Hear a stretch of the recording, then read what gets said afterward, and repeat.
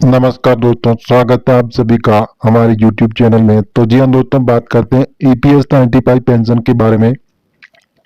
8 करोड़ कर्मचारियों के लिए बड़ी खबर, दीपावली से पहले PF और पेंशन बढ़ोतरी की खुशखबरी। तो जी हाँ दोस्तों, आप बने रहे हमारे वीडियो में शुरू से अंत तक, आपको आज की ताज़ा जानकारी मिलेगी। EPF जैसे बताया जा रहा है कि कर्मचारी भविष्य निधि संगठन केंद्रीय निर्देशक मंडल की एक अत्यधिक महत्वपूर्ण बैठक जैसे अक्टूबर माह में आयोजित हुई थी, जिसमें 2 दिवसीय बैठक में कई जैसे ऐसे विषयों पर चर्चा हुई जिनसे देश भर के करोड़ों कर्मचारियों को बड़ा फायदा होने की संभावना है। बैठक का मुख्य एजेंडा EPFO 3.0 सिस्टम की लॉन्च तिथि तय करना था, जो कर्मचारी कल्याण के क्षेत्र में एक क्रांतिकारी कदम माना जा रहा है। इस बैठक में न केवल तकनीकी सुधारों पर विचार हुआ, बल्कि रोजगार प्रोत्साहन योजना की समीक्षा भी की गई। बैठक के दौरान पिछले निर्णयों की प्रगति का भी आकलन किया गया और कर्मचारी संघों की विभिन्न मांगों पर विचार विमर्श हुआ। ये पहल भारत की सामाजिक सुरक्षा व्यवस्था को और भी मजबूत बनाने की दिशा में एक महत्वपूर्ण प्रयास है। बैठक से निकले परिणाम देश के लाखों कर्मचारियों के जीवन में सकारात्मक बदलाव लाने में सहायक होंगे। EPFO 3.0 सिस्टम की आधुनिक सुविधाएं। नया जैसे EPFO 3.0 सिस्टम कर्मचारियों के लिए एक बिल्कुल नई तकनीकी क्रांति लेकर आएगा। इस उन्नत डिजिटल प्लेटफॉर्म के जरिए भविष्य निधि के सदस्यों को बैंकिंग की तरह आधुनिक सुविधाएं मिलेगी। ये नई व्यवस्था कर्मचारियों को अपने PF खाते से पैसे निकालने की प्रक्रिया को वैध, आसान और तेज बना देगी। इससे समय की काफी बचत होगी और कागजी कार्रवाई में भी काफी कमी आएगी। इस नई प्रणाली की सबसे खास बात यह है कि सदस्य आपातकाल में बिना किसी पूर्व अनुमति के अपने खाते से एक तय राशि निकाल सकेंगे। यह सुविधा ATM कार्ड के माध्यम से उपलब्ध होगी, जिससे कर्मचारियों को लंबी कतारों में खड़े होकर इंतजार नहीं करना पड़ेगा। इस व्यवस्था से देश के लगभग 8 करोड़ EPFO सदस्यों को सीधा लाभ मिलेगा। यह सिस्टम डिजिटल इंडिया के तहत सरकार के आधुनिकीकरण के लक्ष्य को पूरा करने में अहम भूमिका निभाएगा। तकनीकी समस्याओं के कारण विलंब। मूल योजनाओं के मुताबिक EPFO के 3.0 सिस्टम जून 2024 तक शुरू होने की उम्मीद थी, लेकिन कई तकनीकी कठिनाइयों के कारण इसमें देरी हुई। सिस्टम के 2 अहम जैसे मॉड्यूल में तकनीकी खराबियां आई, जिनके कारण लॉन्च की तारीख को आगे बढ़ाना पड़ा।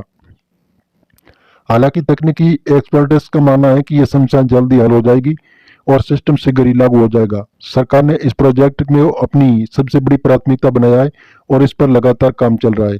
विशेष तकनीकी टीमें दिन रात मेहनत कर रही है ताकि ये बेहतरीन सिस्टम जल्द से जल्द कर्मचारियों तक पहुंच सके।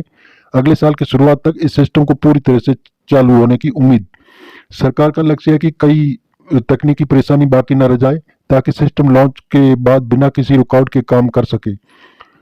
रोजगार प्रोत्साहन योजना की विस्तृत जानकारी। आगामी बैठक में रोजगार प्रोत्साहन योजना की कामकाज की विस्तृत समीक्षा भी एजेंडे में शामिल थी।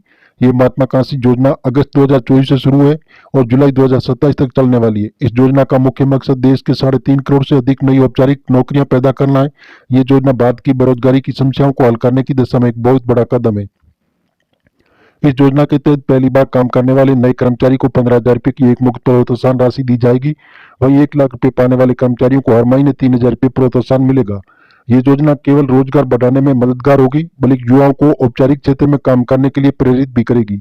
इससे भारत की अर्थव्यवस्था की और भी मजबूती मिलने की आशा है। न्यूनतम पेंशन बढ़ोतरी की उम्मीद।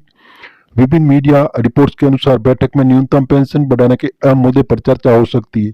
हालांकि यह विषय फिलहाल आधिकारिक एजेंडे में नहीं था, फिर भी कर्मचारी यूनियनों ने लगातार मांग देखते हुए इस पर विचार की संभावना से इनकार नहीं किया जा सकता। फिलहाल EPFO की न्यूनतम पेंशन सिर्फ 1,000 रुपये प्रति माह, जो बढ़ती महंगाई के इस दौर में काफी कम मानी जा रही है। कर्मचारी यूनियनों और पेंशन संगठनों ने लगातार मांग की कि न्यूनतम पेंशन को बढ़ाकर कम से कम 1,500 रुपये से 2,500 रुपये प्रति माह किया जाए। अगर ये फैसला लिया जाता है तो देश के लाखों पेंशन धारकों को इसका सीधा फायदा होगा। ये कदम बुजुर्ग नागरिकों के जीवन स्तर में सुधार लाने में अहम भूमिका निभाएगा। महंगाई के बढ़ते दबाव को देखते हुए मांग सही भी लगती है, जैसे भविष्य में दिशा और कर्मचारी कल्याण।